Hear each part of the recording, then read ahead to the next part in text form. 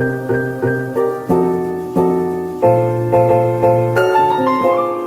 guys! Welcome to an episode of Visaya Podcast. Bali ngayon guys, pag-usapan natin yung mga pwede nating puntahan sa Tarlac. Lalo na sa ating mga nag-aaral at mga nagtatrabaho na medyo na-stress na sa ating mga ginagawa. Yes, sir. Pero tsaka maganda dito sa Tarlac. Kasi taga dito lang tayo, hindi na natin kailangan pa dumayo sa ibang lugar. Lalo na, ang init pa naman ang panahon ngayon. Saka parang mas maganda na puntahan mo natin yung mga lugar natin, yung mga magandang puntahan dito sa lugar natin mismo. Bago tayo dumayo sa ibang.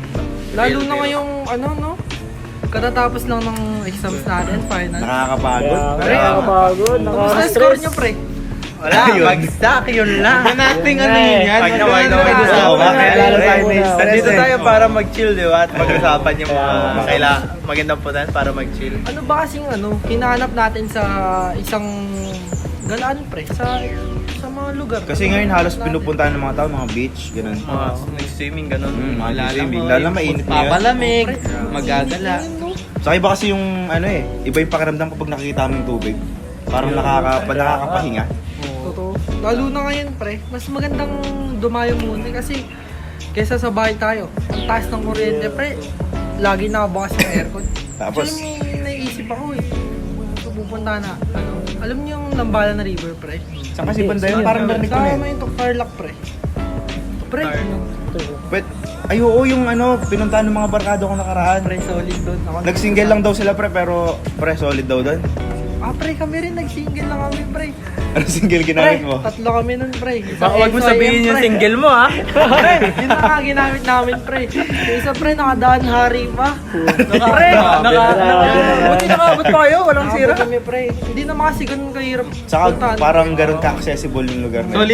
Solid naman yung paglalaro mo ngayon. Pre. Masaya naman yung experience. Masaya, pre. Ang ganda ng view. Tsaka gaganda ng view.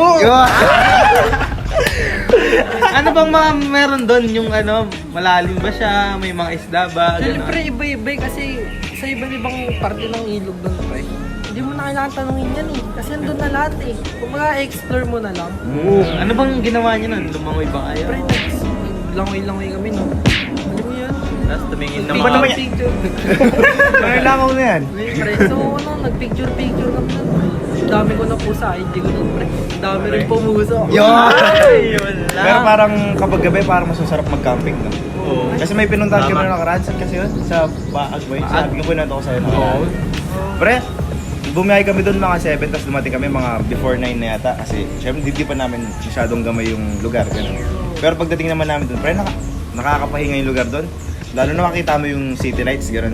Nakaka-chill, no? Oo, pre. Naalala ko pa naman si Neo, nagpunta doon. Yung sa may view deck. Doon Kasi may view deck yun. pumunta yata sila doon tanghali eh. Oo. Mainit. Nakasingle sila. Sobrang taas ba naman doon eh. Sa may yun no, view deck may pupuntahan ka doon. Meron naman doon. Taas, akyatin mo pa. Oo, pre, paahon yun. Solid naman dun, pre, pagabi. Oo, pre. Kaso kailangan yung sasakyan mo medyo malakas kasi nga, yun nga, paahon siya. Ganun. Baka mabitin ka. Parang Baguio. Hindi kaya ng motor niya doon, no? Mas maganda doon pre kapag alas 5 ng madaling araw. Pre, makikita mo yung sunset. Pre, sarap picturean. Ayun. Nag-picture ka naman. Oo May kasama. May kasama ba? Ayun lang. Hindi siya pwede kasi pre. Sayang. Prego. Sana. Kung kayo may river, ako may beach. Mayroon Beach? akong beach Uy, na alam beach? dito. Sa Tarlac. Niloloko ata tayo. Nagpapatawa ka yata eh. Meron sa daw, sa Ipan Beach. Kung Saan yun? kung alam niyo yung San Jose, Lubigan. Oh. Hindi niyo ba nakikita sa mga story? Alam ng ko yung klase Lubigan natin? pero hindi ko alam na may beach. Yung Lubigan na yun mismo, yun yung may beach. Ang tawag lang sa kanya beach, pero isa siyang parang mahabang river. Mukha lang sang beach sa Beach na Peke tinawag pa lang na, ng pre. beach. Beach na peke. Hindi siya beach na may tubigan gano'n nag-swimming. Wala namang white sand doon. Wala white sand doon. Pero ang Puro bato yata dun eh. Oo, puro bato. May bato siya, meron siyang shallow na tubig, pero meron din siyang malalim. Ano yun, pero may mga kubo-kubo dun, mga Oo. cottage yun. Gusto ko, ang daming dun. Sa mga may day pa ang mga klase ko, nasa ubod sila, nag-selfie silang ganyan. Yun. Parang gusto ko rin dun. Parang gusto. 0.5. Maganda. Kahit wala talagang beach sa Tarlac, pero meron tayong Ngayon ko lang nga nalaman may ganun pala yun. may tawag na beach dito sa Tarlac. Hindi ko nga alam, beach pala yun yung Lubigan. Nasa Alam ko isang lang din ano pala kasi siya. Lubigan River. Oo, tawag nila. Lubigan Yung River. mga sinuggest natin, pre, goods yun pag mainit eh. Kaya- Paano naman, pre, pag nilalamig tayo sa gabi? Pag nilalamig, ito may suggestion ako. Oh, hot Saan spring naman sa yan? Bueno. Saan yun? Hot spring. Hot spring, pre! Saan ba yung Bueno? Sa Bueno, sa Kapas, sa Kapas. Sa may, mainit na tubigan, tawag nila doon. Bali. Oh. Di yung dediretso ka pa dun sa Kappa Shrine. Oo, Di ba di- may padiretso pa dun? Sa likod ng Kapas. Sa may, di ba Bueno? Alam niyo yung Bueno, di ba yung mga food court doon, may mga pagkain doon. Diretso yun pa, tapos meron kayong mapupuntahan na hot spring. Malaki ba Yun, yan? maganda yun. Oo, Malaki malaki daw yun. ba siya? Ano lang, pero 3 feet lang siya. Pero maganda mag-chill doon kapag sobrang malamig-lamig, gano'n. Bagay, hot spring nga eh. Hindi, pangit siguro mag-chill dun kapag mainit. Painit. Kung ganitong panahon, Super mag-hot hot ka doon. spring yun, boy. Ang init, Bird. Baka Try mo ano? naman na dun.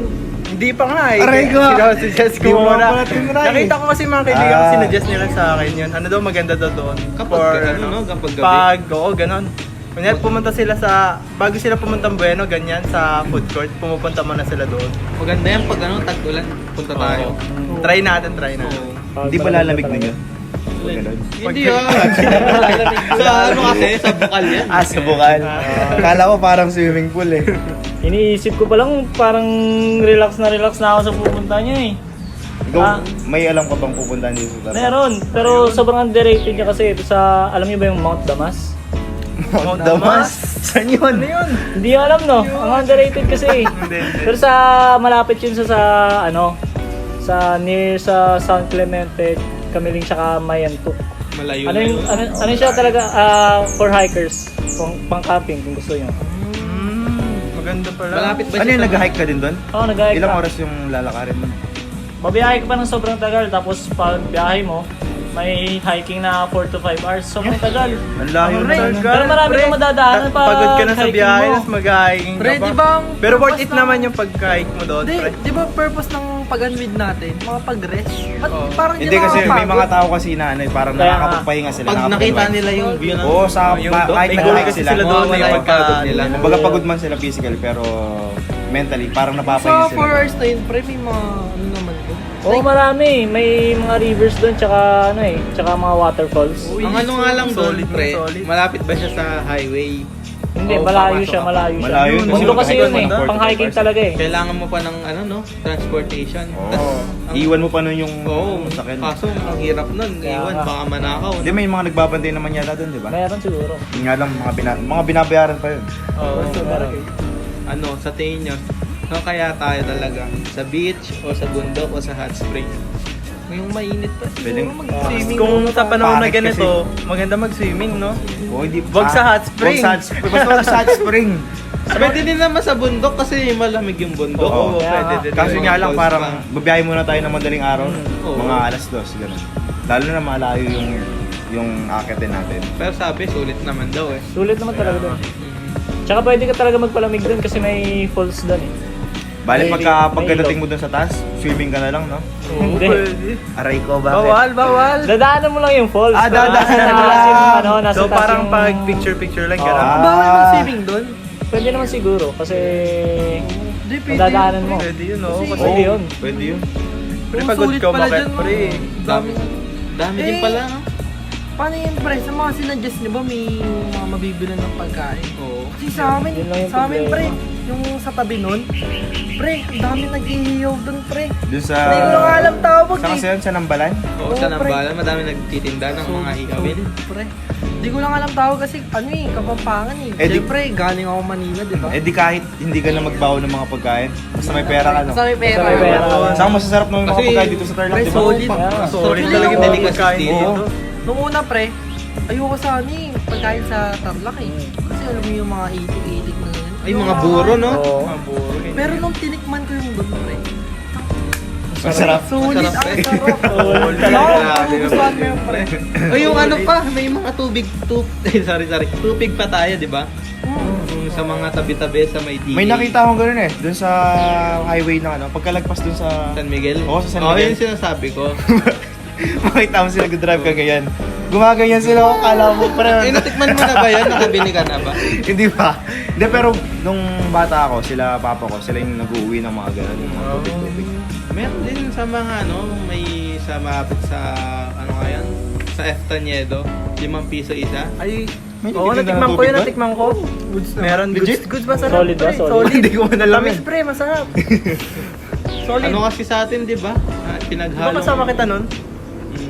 Yung pinaghalo yung natin, kaya tinawag tayong melting pot kasi yung mga iba-ibang mga oo. culture. May Ilocano, May Ilocano, may may Kapampangan. Mga foreign. Kaya may tayo, mga... Foreigner, yun Foreigner.